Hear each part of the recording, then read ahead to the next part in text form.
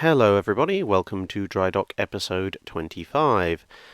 Rather appropriately, given the number of the episode, it would appear, although I can't confirm for absolute certain, but it's very likely that by the time you are listening to this, we will have reached 25,000 subscribers or thereabouts. So I'm going to launch the 25,000 subscriber competition here. So, as it's a 5-figure subscriber competition, I will pick 5 winners. So, how do you become a winner, you ask? Well, this is how.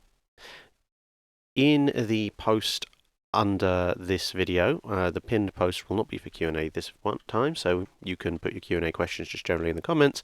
The pinned post will be for the competition entries, so you just post in there, and what you post is the favourite ship, your favourite ship that is, from a nation that your nation has fought. So, unfortunately for all you lovely Americans, you can't nominate one of the US Navy ships, but you can nominate a ship from a navy that the US Navy has fought. So, Japanese Navy, German Navy, all sorts of various navies. It'll be a bit fun there.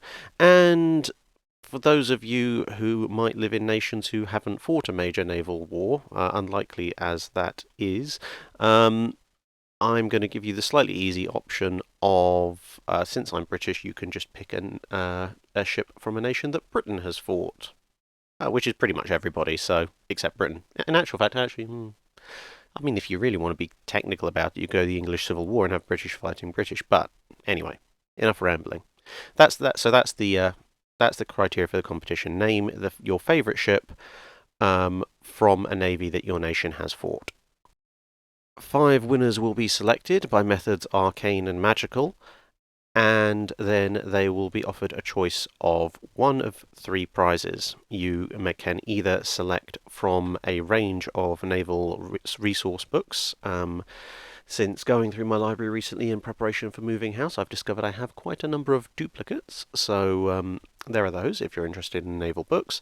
If you're interested in naval modelling, again, there are a bunch of duplicates of 1 to 700 scale waterline ship models if you want to pick one of those in their box, or if you want me to build them and paint them up like little metal display ships in bronze, silver, copper or gold with highlights, etc. I can do that for you, I guess. Or the third option will be I will share with you the list. The great magical multi-year long list of ships due for 5-minute guides, and you'll get to bump one up to the top of the list. So you'll get to pick one of those 3. And anyway, enough rambling about competitions and such. You know what to do. Have fun. And question time. Spooky Shadow Hawk asks, how would the British aircraft carriers have fared against the Japanese carriers in the first 2 years after Pearl Harbor?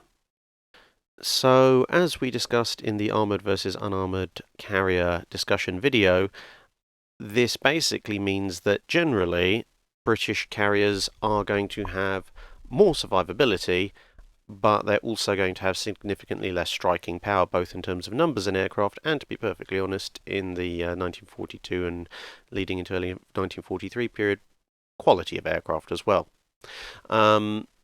So they're not going to be able to hurt people as much, but they're going to resist damage a lot better as in exchange. And of course, the British at this point still do have a few unarmoured flight deck carriers from their earlier shipbuilding operations and conversions around, so it's not just purely armoured. So how would they do? Well, I suspect that more of them are going to survive because, again, as we mentioned before, a lot of the losses at the time of the early campaigns in the Pacific were effectively caused by 550 pound bombs crippling a carrier, and then that left them vulnerable to torpedo strikes. And some of the US carriers as well, but conversions like the Lexingtons were not the most agile of ships, which doesn't help with dodging torpedoes, whereas the armoured carriers are not going to suffer the same kind of fate as, say, the Yorktown did when it was hit by Japanese bombs, because those are the kind of bombs the armored decks are designed to reject. So they're not going to end up as badly crippled, which means they're going to be less vulnerable to torpedoes. And the historical record tends to indicate that British ships generally, including the carriers, were pretty damn good at dodging incoming torpedoes. That's probably partially a function of their relative short hulls and better for maneuverability length to beam ratio as compared to the American carriers, which had a more streamlined and more speed related length to beam ratio. So that's the positive side of things. As time goes on, the British will probably be able to build up more and more carrier striking power because they're not losing carriers and having to repair them for as long. The negative side, of course, is that they don't have anywhere near as many strike aircraft or fighters, so actually dealing damage to the Japanese carriers and shooting down Japanese planes is going to be significantly more of a problem. And on top of that, as we said, the quality of the fighters isn't really quite there either. Now, the situation isn't quite as bad as you might think initially. It's not like they're just going to be throwing fairy full Mars up against zeros. In 1942 and 1943, the Royal Navy does actually have a rather wonderful and eclectic mix of imported F4F Wildcats, named the Martlet in Royal Navy service, as well as some Sea Hurricanes and the first versions of the Seafire, with conversion over to the Seafire largely taking place during this period. So, in terms of fighter craft, the Royal Navy is actually not in too bad a state to take on the Japanese aircraft, except for the fact that, as I said before, their numbers are rather lacking. The primary weakness is really in strike power, because at this point you're looking at swordfish and albacores, and towards the end of the period under discussion, maybe the introduction of the Barracuda. I mean, the Barracuda, yes, okay, fine, it's better than the Swordfish and the Albacore, but being better than a biplane out of effectively what was effective just after post-World War One design is not exactly a high bar to reach. And the Barracuda, although it can be used quite usefully as either a dive bomber or a torpedo bomber, which allows for commonality of aircraft, is not as good an aircraft as the Avenger. The Albacore, well, the less said the better, to be honest. I mean, it was designed to replace the Swordfish, and the Swordfish outlasted it in service. Albacore pilots going up against the Japanese Navy is going to be, well, they're going to share pretty much the same fate as the Devastator pilots did in the US Navy. The Swordfish, bizarrely enough, will probably continue its hilarious run of being insanely tough. Although obviously the Channel Dash did show what happens when they get caught and boxed in by fighters and heavy anti-aircraft fire. But even then, they were still pretty durable. So the Swordfish might not suffer quite the casualties you'd expect, but at the same time, I don't think they're going to do anywhere near as well as they did against things like the Bismarck and various other Axis shipping that they took on historically. So I can see a lot of losses in the Royal Navy strike squadrons, and possibly more Japanese attackers getting through because of the relative lack of fighter craft as well. But then the carriers are more likely to survive. So it's it's kind of a swings and roundabout situation.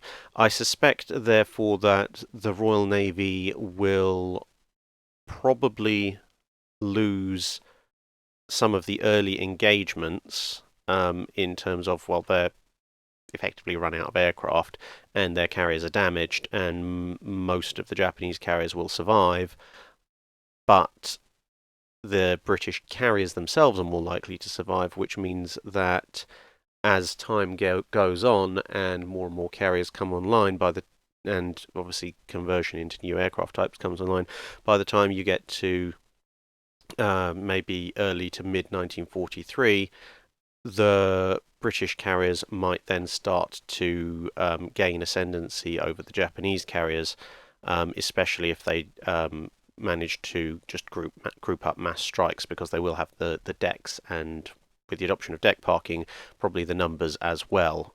The flip side to that, obviously, being that the Japanese, with more of their carriers surviving in the first place, will also have a larger air fleet, but the British are much better placed to replace their losses in terms of pilots with trained pilots, whereas, as we know, the Japanese problem was that every elite trained pilot that went down was near enough a non-replaceable resource, so attrition is still going to hurt them long term.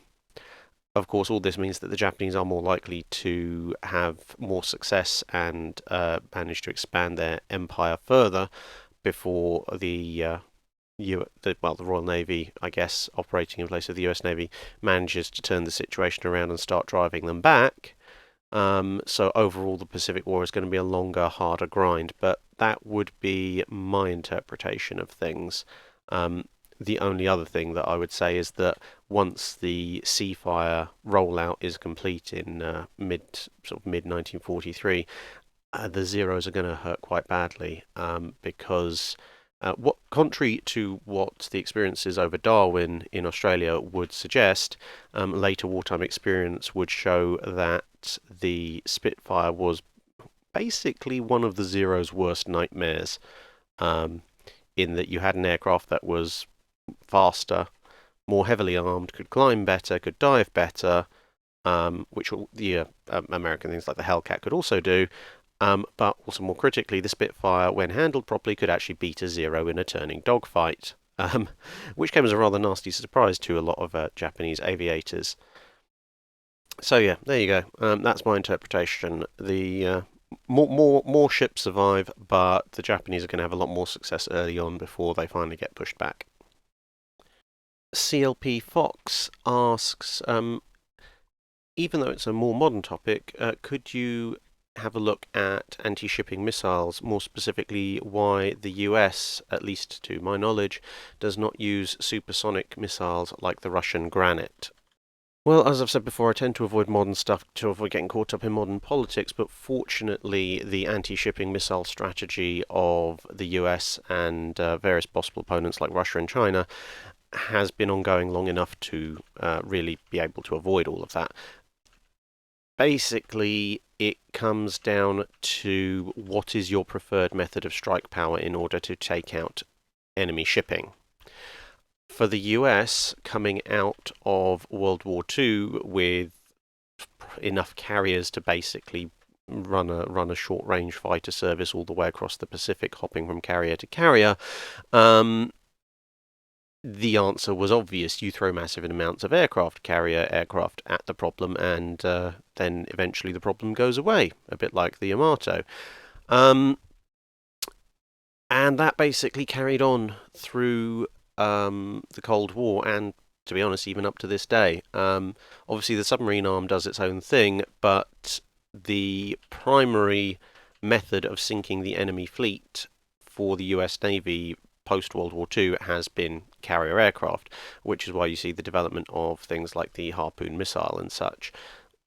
So the idea is that you don't need massive anti-shipping missiles on your own ships, because the anti-shipping role is carried out by aircraft mass-firing harpoons. Obviously, ships did receive things like the quad packs of harpoons for their own personal self-defense use and for use in low-level conflicts, and you also have the naval tomahawk, which was around for a while, but again was subsonic. So yeah, it's a mixture of the use of the submarine arm and saturation attacks by harpoons. The reason they didn't really advance beyond that is because, well, with the sheer numbers that the US Navy possessed, why would you need to? There's other technologies that they preferred to go after, and although the US has the biggest military budget, it's not unlimited, and you have to focus on certain other things, like building really big carriers, and socking great phased array radars. Now, the Russians have basically the opposite problem in that really they didn't have carriers for the bulk of the 20th century. I mean, yeah, they've got kind of one that is serving as the home for a crane at the moment, but that's about it. So they didn't have the mass carrier strike power, and as a result, they had to look for other methods to sink enemy shipping. Now, obviously, submarines are an obvious solution, but again, the Western Allies had come out of World War II with more than a little experience in how to hunt and kill submarines, and submarines, even nuclear-powered ones, are relatively slow-moving compared to aircraft.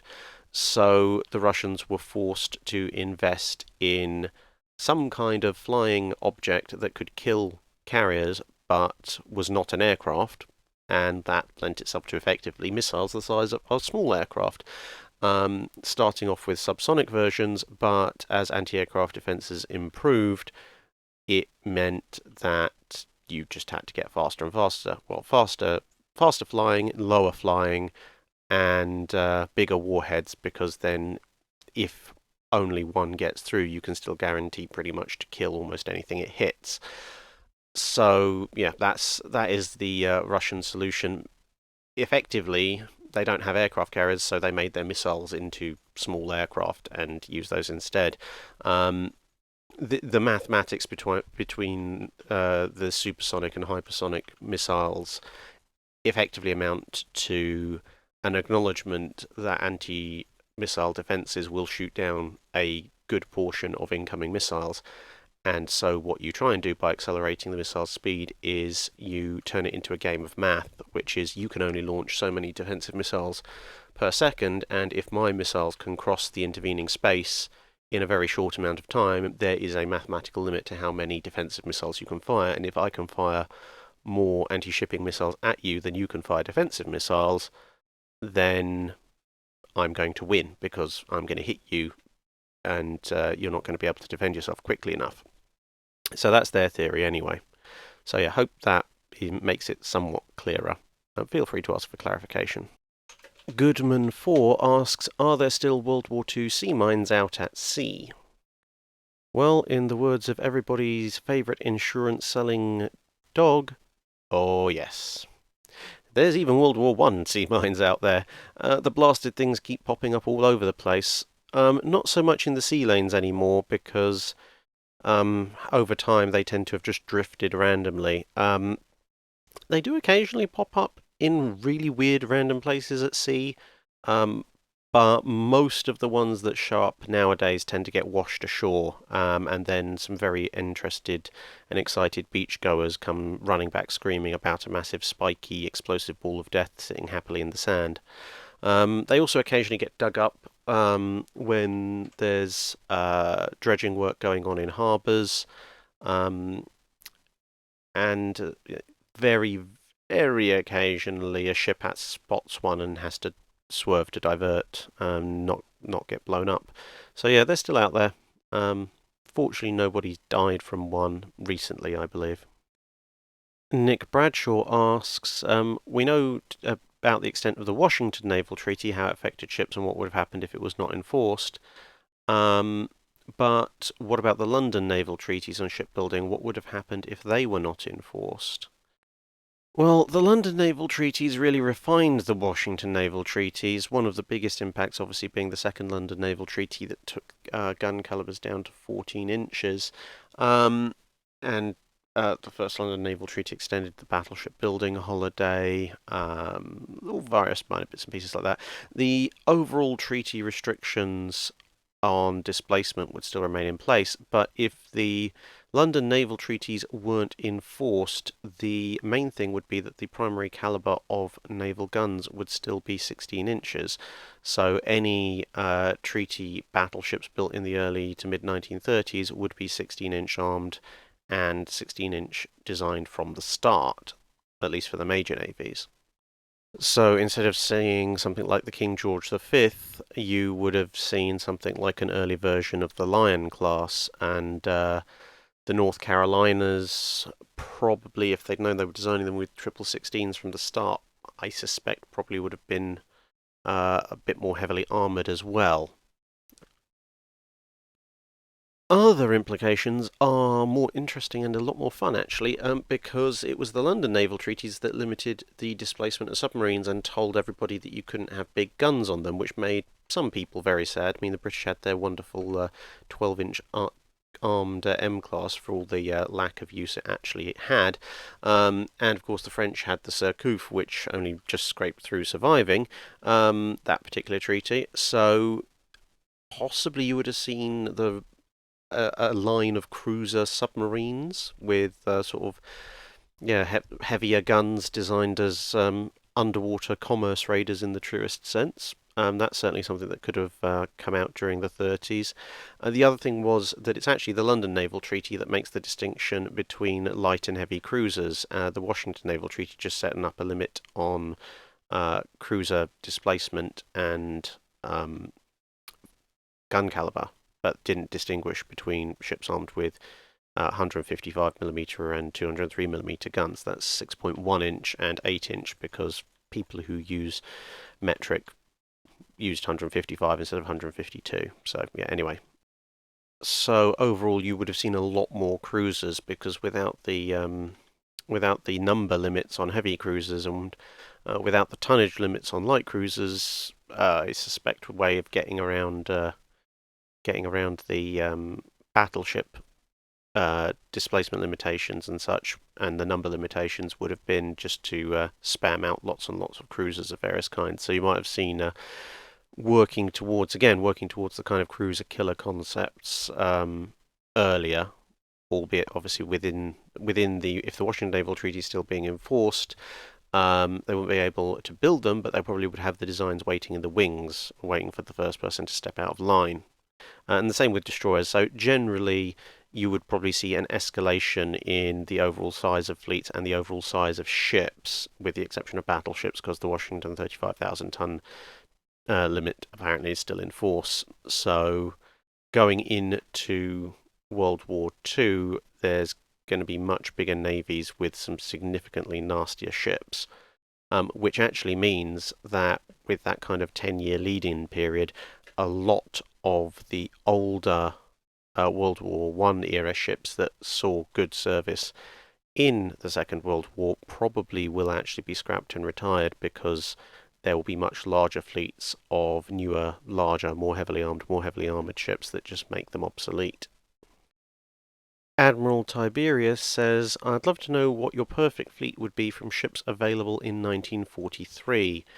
Frigates, destroyers, all the way up to carriers. Submarines too, please. Thank you. Well, don't ask for too much then. Okay, well, let's try and do this. It depends which operational environment you want me to be building this navy for. If I'm operating in Europe, I'm going to be choosing different ships to operating in the Pacific. And you might guess that's probably going to come down to my carrier choice, so I'm going to leave that to the end. Submarine classes, then. Let's see what we've got. Okay, so for submarines, my main fleet submarine is probably going to be the T class. It's a very close run thing between the T class and the American Gato class. But I can't resist the idea of a 10 torpedo forward salvo. It's just too good. And that gives me a few more options against convoys and such, because I don't know which side you want me to be fighting on. So there you go. If I could have T's and Gatos at the same time, that'd be even better. Now, is it Gato or is it Gato? Americans, please tell me in the description. For frigates, there's really only one choice, which is the British River class, and that's largely on the basis of the fact that the only real competing frigate maker in World War II was the Americans, and their first destroyer escorts, which were the equivalent, hit the water right at the end of 1942. So assuming we're going with 1st of January 1943 available ships, you basically got the River class, and that's your only choice. Destroyers is an easy one. I'm immediately taking the Fletcher class, no ifs, no buts. For light cruisers, I'm going to go with two separate classes. I'm going to take the Town class for general light cruiser duties, but I'm also going to get a bunch of Atlanta class, and I'm going to use them as close-in AA escorts and destroyer flotilla leaders. And no, I'm not putting them on the cruiser battle line. For heavy cruisers, I'm probably going to take the Algerie class. Maybe with a squadron or two of Takao class, just for the torpedoes. But because if I can steal the long lances, so much the better. But yeah, no, generally the Algerie class, and I say that again mainly because the Baltimore class is not technically available 1st January 1943. Battle cruisers, modernised version of HMS Renown. That's pretty easy. There's not really that much of a pool of choice there. As far as battleships go, for 1943 availability, I'm going to go with the South Dakota class as my main battle line ship, but I can't resist also maybe grabbing a few Yamatos because, yeah, no one knows what they're like, so have them as the flagships and have the South Dakotas as my main battle line. And carrier-wise, as I said, basically, if you want me to fight in a European war, I'm taking the Implacables. If you want me to fight in a Pacific war, or anything other than a European war, I'm taking the Essexes, assuming that I can steal their US trained damage control crews as well.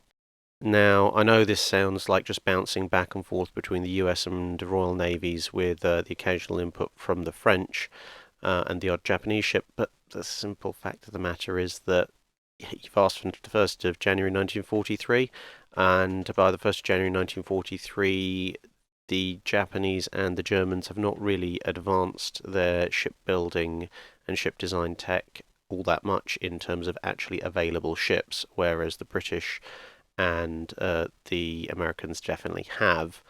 So that's just an unfortunate thing. I mean, if it was like, I don't know, 1st of January 1938, the answers would be possibly quite different, but it's not. So, yeah. Ask someone to pick a fleet made up of ships from a good part of the way through World War II, and it's mostly going to be ships from the winning side. So, yeah. Anyway, there you go. And before we go to the Discord questions, Dave Sisson asks, is there a reason why most aircraft carriers are right-handed, or did some carriers have the island superstructure on the port side? And secondly, did the island superstructure inhibit what could be seen from the bridge? And could this be a contributory factor to why HMAS Melbourne developed a habit of slicing destroyers in two? Did this kind of thing happen often?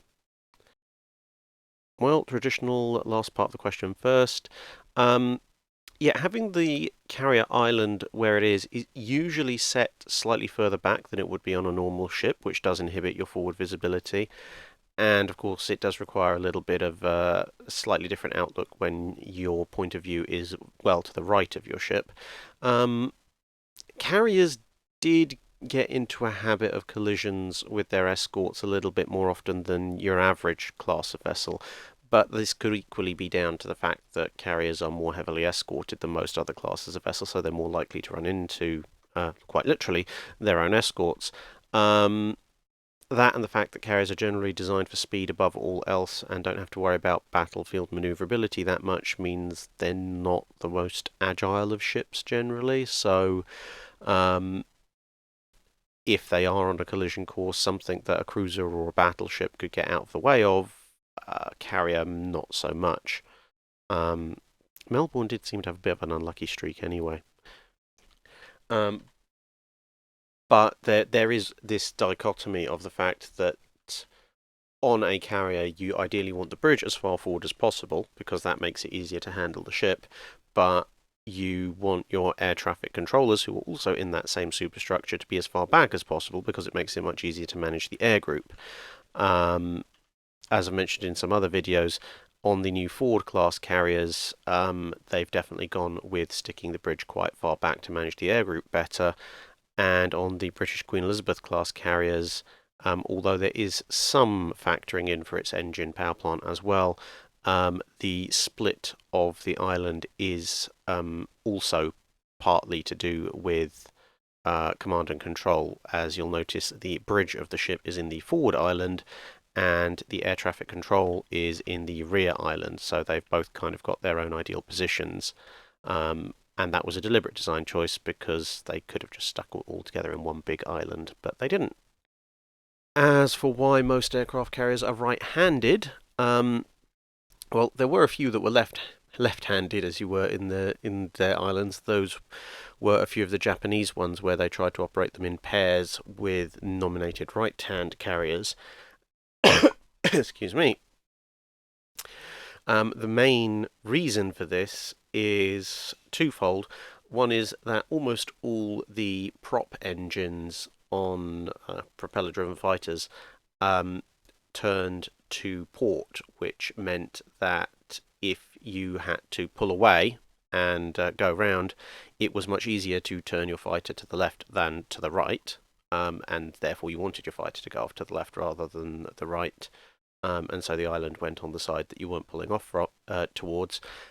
And secondly, there just seems to be something inherent in most humans, possibly to do with left versus right-handedness. I don't know exactly. I mean, I'm not a biologist, but apparently it just turned out in a number of trials that if you had someone in an aircraft and they're flying towards their runway, whether that's on a carrier or on land, and you tell them they have to break off, the vast majority of human pilots pull to the left for whatever reason. And so having your island on the port side, it was eventually discovered, led to a slightly higher accident rate because you had aircraft that then either couldn't pull away quite fast enough if their engines had a powerful rotational force on them, or the pilot would instinctively go to the left anyway and then risk hitting the superstructure. It wasn't much. It wasn't like 50% more accidents or anything, but it was enough that, given the given the fact this is an aircraft carrier, it's one of your capital ships, and also that was a pilot that you spent a lot of money training and an aircraft that presumably you wanted back, everyone settled into putting aircraft carrier islands on the right. So Discord questions. Life Beyond Living asks, what was the advantage of marine diesel engines compared to the standard steam turbines, and why did the High Seas Fleet have a much lower emphasis on firepower than the Royal Navy or the United States Navy?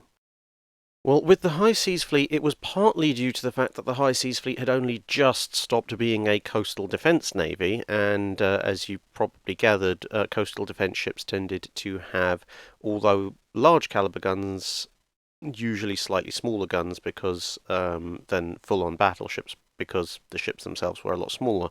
I mean, you're talking about a navy where, within living memory at the time of World War One, they had actually built battleships armed with a main armament of 9.4-inch guns. That's not entirely all of it, though. Obviously, you've got the classic triangle of speed, firepower, and protection, which applies just as much to battleships and battlecruisers, etc., in the gun era as it does to tanks and such like. The German logic was basically that if they had more protection on their ships were more likely to survive, and a ship that was built with weapons that were capable of penetrating their thicker armor protection would necessarily have to sacrifice their own armor protection, which would then mean that the smaller German guns would be reliably able to penetrate the enemy ship as well. And then with their armour potentially saving them from some impacts and also preserving them from impacts from smaller enemy shells, then in theory they should be able to win. There was also a slight rate of fire advantage with smaller shells because they were easier to handle. As it turned out, this didn't really quite work out, because the one thing they don't seem to have accounted for, they may have done, but results tend to speak for themselves. They don't seem to have accounted for the fact that if your opponent builds a slightly more heavily armed ship with slightly lighter armour, and their guns can therefore still punch through your armour, then your armour hasn't done its job, and also those shells, being much bigger, are going to contain more explosive, which means they're going to do an awful lot more damage when they hit. as opposed to your own 11 and 12-inch shells. And yes, obviously with the British battle cruisers at Jutland, where they get the opportunity, those shells can do an awful lot of damage, but more in general, their lower level of explosive power per shell would mean that even a lighter armored ship could usually survive a fair amount of a pounding. I mean, this is why, for example, Der Flinger gets the reputation as the Iron Dog, because she survived a hell of a pounding at the hands of some fairly significant guns, whereas HMS Tiger's durability, where she took pretty much a similar number of hits, isn't so much known, because ultimately, well, apart from anything else, ultimately, Tiger was hit by only, quote unquote, 11 and 12-inch shells and below, whereas Der Flinger was having to deal with 13.5 and 15-inch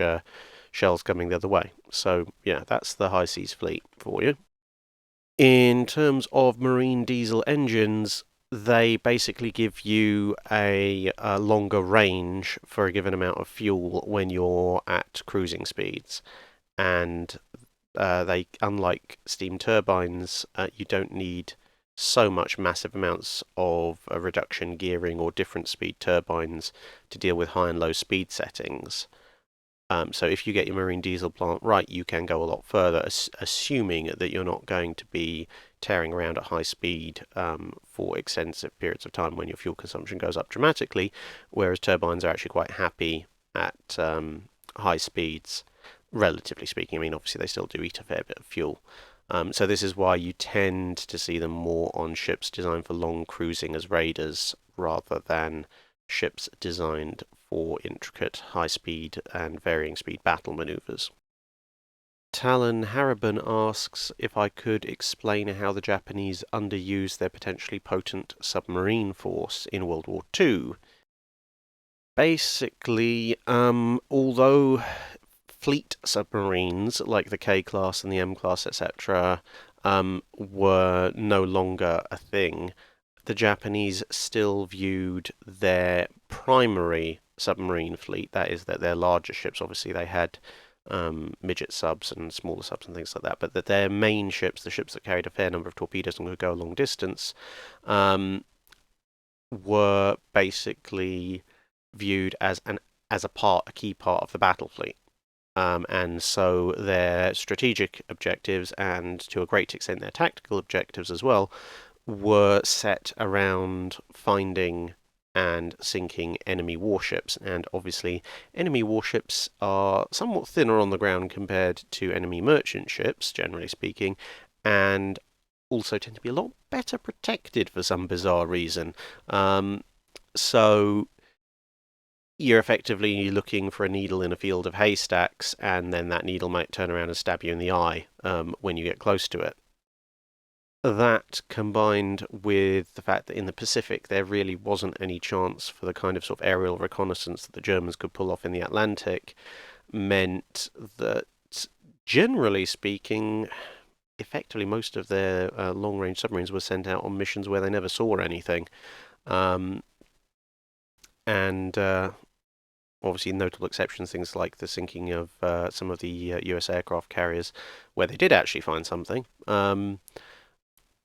But to be perfectly fair to the Japanese Navy, at the same time, they were not fighting a war where they could expect vast numbers of American merchant ships to just show up in range of their submarines. American merchant traffic in the Pacific is going to largely be limited to maybe ships heading to and from Australia, and obviously they can go through the South Pacific, which is miles out of the way, and the US West Coast, which is also miles out of the way. Maybe some traffic to Hawaii, but even then that's only just about within effective operational range of most of the Japanese subforce. Closer in, yeah, there were a few merchant shipping lanes and such, but the Japanese had taken over most of the good places near their own islands, so there wasn't any enemy merchant shipping in those areas either. You did have a little bit of anti-merchant shipping operation in the Indian Ocean, but they really didn't think about it all that much. And this is also partly an explanation for why the Japanese submarine arm seems so much less successful. They just didn't have the targets. That's not to say they would have been anywhere near as good as the Kriegsmarine U-boats if they had, because, as we said before, their operational doctrine was completely geared away, for the largest part, from anti-merchant shipping operations, but they were hampered by a lack of targets as well. And this is why the U-boat arm gets such a massive mention, because they had a very, very target-rich environment, and virtually nobody else did, apart from the US submarines when they finally got in close to the Japanese home islands. And at that point, oh boy, once their torpedoes had been fixed, did they have a whale of a time. And finally, for this week, Hayes Wolf asks, how would the 4 light cruisers in War Thunder fare against each other in a real battle? I'm going to assume this means the 4 light cruisers that have been in War Thunder for a while, as opposed to the second stage ones they're testing / introducing at the moment. But so let's have a look. We've got, on the American side, we've got an Omaha class. On the British side, we've got an E class. We've got the Kranzy Kavkaz on the Russian side, and we have the second Emden on the German side. So for a sort of cruiser free-for-all, we can near enough immediately rule out the Russian ship. Yes, it has the biggest guns, okay, fine, whatever, but it's also the slowest, and it's got 4 big guns. And as those of you who've been following this channel for a while will remember, 4 guns is pushing it on whether or not you can get accurate salvo fire results, and these guns are all in single mounts, which makes it even worse. The pre-dreadnoughts with their usual 2 twins could maybe just about eke out decent salvoing results. With 4 singles, the chances of you actually hitting anything reliably at any kind of reasonable distance are fairly low, and the rest of its secondary battery, etc., it just isn't really all that much. So the Russian ship definitely isn't winning this one. Now, the other 3 are all carrying effectively 6-inch guns. Emden has a salvo of 6 guns per broadside in single turrets. Omaha the Omaha class and the Enterprise have a mixture of twin and single turrets, with the Enterprise having a broadside of 7 guns, and the Omaha class coming out as the winner of this particular little broadside matchup with a broadside of 8 guns. The Omaha class is also by far the fastest. Emden is just faster than the Russian. The Enterprise is actually not too much of a slouch itself at 32 to 33 knots, but at 35 knots the Omaha class can just neum its way out of danger if necessary. Omaha and Enterprise also have 3-inch belt armor compared to 2 inches of belt armor on the Emden. Now, the Emden does have more of a protected cruiser type deck armor, which effectively means a form of turtleback, which will make her harder to sink, but isn't going to affect the ability of the guns to render her combat ineffective, which, to be honest, is probably the way this kind of battle is going to go. You're going to make the enemy combat ineffective first, then close in to finish them off with torpedoes, and everybody has torpedoes of some description. The Omaha class and the Enterprise both are also about 2,000 tons to 2,500 tons heavier, and as a result, unsurprisingly, also somewhat larger than the Emden, so there's a lot more of them to absorb damage. So I think, as durable as it is, I think Emden is probably out of it in terms of an actual battle winner, because it's slower than the others, and it's going to it also has the weakest broadside, and it's probably going to get rendered combat ineffective long before it actually sinks. So that leaves us with a matchup between the Omaha and the Enterprise, and in these terms, I can't see that much of an argument outside of saying the Omaha's probably got the better chance of winning. It's got an extra gun for broadside purposes, so there is that. It has a better degree of forward firepower compared to the Enterprise, so in a violent manoeuvring battle, it's more likely to come out on top. Its secondary battery is not existent compared to the anti-aircraft battery of the Enterprise. Comparatively speaking, I mean, it does a couple of 3-inch guns, but to be honest, if you're getting in range of your anti-aircraft armament being a significant factor, that doesn't really make much odds. You've probably done something horribly wrong. Yes, the Enterprise does have significantly heavier torpedo armament, so there is a possibility that it could pull off a torpedo spread win. But with that slight main battery firepower advantage, approximately equal armor advantage, and a higher speed and therefore a slightly better ability to dictate how it fights, and finally 2 float planes as opposed to 1 to help spot for gunfire, I think in an actual realistic fight, the Omaha class is probably going to come out on top. In a cruiser fight, it'll render its opponent's combat ineffective and then use its somewhat smaller torpedo armament to come in and finish them off. And that's it for this episode of the Drydock. Hope you've found it interesting and enjoyable, and hope to see you in the next video.